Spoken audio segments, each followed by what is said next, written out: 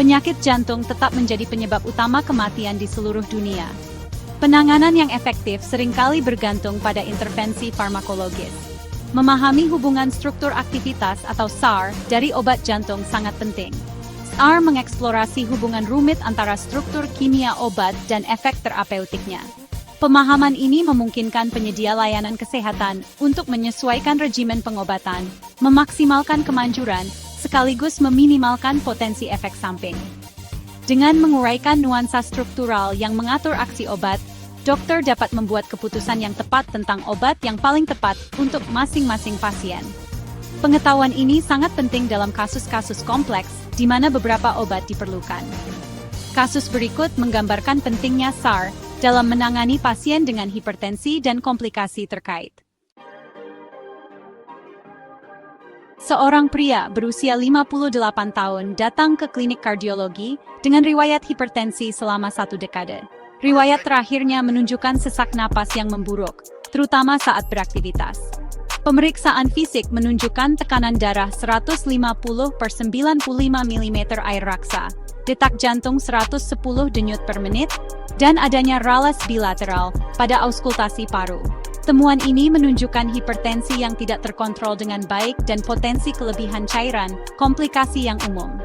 Riwayat medis pasien ditambah dengan gejala yang muncul dan temuan pemeriksaan fisik mendorong dimulainya regimen pengobatan multi-obat.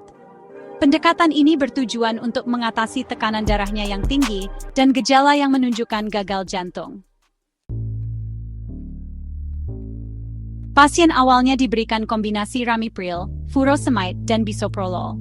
Ramipril, penghambat enzim pengubah angiotensin, bekerja dengan memblokir konversi angiotensin 1 menjadi angiotensin 2, vasokonstriktor kuat. Furosemide, diuretik loop, mendorong pengeluaran kelebihan cairan dari tubuh, sehingga mengurangi beban kerja pada jantung. Bisoprolol, beta blocker, memperlambat detak jantung dan mengurangi kekuatan kontraksi jantung, sehingga mengurangi beban pada sistem kardiovaskular. Meskipun obat-obatan ini umumnya efektif dalam mengelola hipertensi dan gagal jantung, pasien ini mengalami efek samping yang signifikan setelah 3 minggu terapi batuk kering yang terus-menerus. Efek samping ini merupakan komplikasi yang diketahui terkait dengan penghambat ACEs seperti ramipril. Batuk ini bisa sangat mengganggu hingga memengaruhi kualitas tidur dan mengurangi kepatuhan terhadap regimen pengobatan. Mengingat batuk pasien yang tak tertahankan, keputusan dibuat untuk mengganti ramipril dengan candesartan. Candesartan termasuk dalam kelas obat yang dikenal sebagai penghambat reseptor angiotensin 2 atau ARB. Seperti penghambat ACE, ARB juga memblokir efek angiotensin 2, tetapi mereka melakukannya dengan secara langsung menargetkan reseptor tipe 1 angiotensin 2. Mekanisme aksi ini memberikan kontrol tekanan darah yang efektif tanpa mengganggu metabolisme bradykinin, jalur yang terlibat dalam perkembangan batuk yang terkait dengan penghambat S. Secara struktural, candesartan memiliki cincin bifenil, gugus tetrazola, dan ikatan ester, yang semuanya berkontribusi pada afinitas tingginya terhadap reseptor AT1. Profil pengikatan spesifik ini menghasilkan penghambatan potensi efek angiotensin 2 pada tekanan darah, sambil meminimalkan kemungkinan interaksi di luar target yang dapat menyebabkan efek samping seperti batuk. Bagian 5, furosemide, mengatasi kelebihan cairan dan dasar strukturnya. Furosemide, diuretik loop dalam regimen pasien ini, memainkan peran penting dalam mengelola kelebihan cairan. Strukturnya terdiri dari gugus sulfonamida, gugus karboksil, dan cincin furan. Bagian sulfonamida penting untuk aktivitas diuretiknya, sementara gugus karboksil meningkatkan potensinya.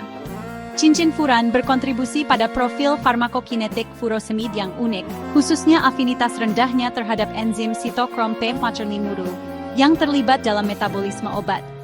Afinitas rendah untuk enzim metabolik ini menghasilkan proporsi obat yang lebih besar yang diekskresikan tidak berubah dalam urin, yang menyebabkan efek diuretik yang cepat dan nyata. Dengan meningkatkan keluaran urin, furosemide membantu meringankan gejala kelebihan cairan, seperti sesak napas dan kongesti paru. Bagian 6, bisoprolol, mengelola detak jantung dengan spesifisitas struktural. Bisoprolol beta blocker melengkapi 3 serangkai obat dalam rencana perawatan pasien ini. Ia memberikan efeknya dengan secara selektif memblokir reseptor adrenergic beta 1, yang sebagian besar ditemukan di jantung. Selektivitas ini dikaitkan dengan strukturnya yang unik, yang mencakup cincin fenil, gugus hidroksipropanol, rantai ether, dan gugus terbutil. Unsur-unsur struktural ini memberikan afinitas tinggi untuk reseptor beta 1, sambil meminimalkan interaksi dengan reseptor beta 2 yang terletak di paru-paru dan pembuluh darah. Selektivitas ini sangat penting pada pasien dengan kondisi pernapasan, karena meminimalkan risiko bronkospasme, efek samping potensial dari beta blocker non-selektif. Bagian 7. Edukasi pasien, menavigasi efek samping dan kepatuhan. Pengelolaan penyakit kardiovaskular yang efektif memerlukan pendekatan multifaset yang melampaui pengobatan. Edukasi pasien sangat penting untuk memastikan keberhasilan pengobatan dan meminimalkan potensi komplikasi. Pasien ini menerima konseling komprehensif tentang beberapa aspek kunci perawatannya. Pertama, ia diedukasi tentang potensi efek samping yang terkait dengan obat-obatannya. Untuk candesartan, ia disarankan untuk memperhatikan hipotensi ortostatik, penurunan tekanan darah yang tiba-tiba saat berdiri, dan untuk mengubah posisi secara perlahan untuk mengurangi risiko ini. Mengenai bisoprolol, ia diberitahu tentang kemungkinan kelelahan dan bradikardia, detak jantung yang lambat secara tidak normal. Ia diinstruksikan untuk menghubungi penyedia layanan kesehatannya jika ia mengalami gejala yang mengkhawatirkan. Kedua, pentingnya kepatuhan pengobatan ditekankan. Pasien disarankan untuk minum obatnya sesuai resep, pada waktu yang sama setiap hari, tanpa melewatkan dosis atau menyesuaikan dosis tanpa berkonsultasi dengan penyedia layanan kesehatannya. Ia juga didorong untuk melaporkan kesulitan apapun dengan kepatuhan, sehingga strategi alternatif dapat dieksplorasi. Terakhir, pasien menerima konseling tentang modifikasi gaya hidup yang penting untuk mengelola kesehatan kardiovaskular. Modifikasi ini termasuk mengurangi asupan natrium dalam makanan, meningkatkan konsumsi buah-buahan, sayuran dan air, melakukan aktivitas fisik secara teratur, tidur yang cukup, dan memantau tekanan darah di rumah. Bagian 8. Kesimpulan, mengoptimalkan hasil melalui wawasan struktural. Kasus pria berusia 58 tahun ini menggarisbawahi peran penting SR dalam mengoptimalkan pengobatan penyakit kardiovaskular.